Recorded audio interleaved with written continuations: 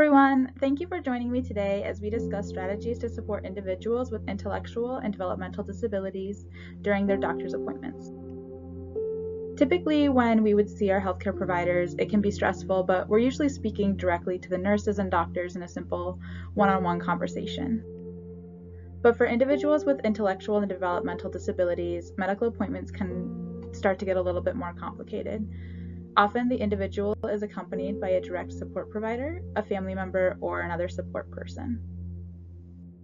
This map illustrates some of the outside factors which may complicate doctor's appointments for individuals with intellectual or developmental disabilities. Each member of the conversation brings some outside factors to be considered. So each individual is different in their ability to communicate. Some individuals have no problem with this, while others might struggle significantly to communicate effectively. Some individuals may also not be able to recognize certain bodily cues, like a hurt finger, as a reason to speak with a doctor. The individual might have pre-existing conditions or special medical considerations related to their disability. Both pre-existing conditions and other medical considerations may require a variety of medications. This increases the potential for medication interactions for the individual, and that's something that the doctor must take into account.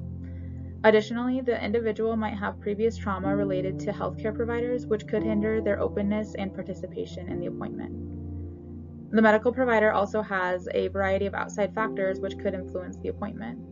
Many healthcare providers do not receive training specific to intellectual and developmental disabilities, and so not every healthcare provider has the same understanding and experience of the unique needs of developmentally disabled individuals or nonverbal cues. Healthcare providers are often facing time constraints as well. Many healthcare organizations are facing staffing shortages, and that might increase client load and shorten the amount of time that they can spend with each patient. Healthcare providers might also face time constraints that are related to insurance reimbursement structures. This is where you come in. As a direct support provider, family member, or other support person, your individual is relying on you to help bridge possible gaps in communication and support them during the appointment. There may be some outside factors you are facing as the DSP, including how familiar you are with the individual, time constraints, and staffing. By being prepared to provide the right support and guidance, you can help ensure their healthcare needs are met effectively. Now let's explore some strategies to support developmentally disabled clients better during doctor's appointments. Before the appointment, there are several important steps you can take to be prepared. First, center the needs of the individual. It's important to establish a positive and trusting relationship with the individual. Take the time to understand their unique needs, preferences, and communication style. Ask the individual how they would like to best be supported during the appointment. If the individual is unable to verbalize their support needs, use your knowledge of their needs to support them. This will help to create a comfortable environment and foster effective communication. It's also important to be informed on important information, including the reason for the doctor's visit, any significant events which led up to the doctor's visit, and any special considerations or diagnoses that medical staff should be aware of, such as pica, sensory issues, any history of violence, and triggers. Bringing important documentation will help ensure the appointment goes smoothly and you won't have to rely on memory for important information.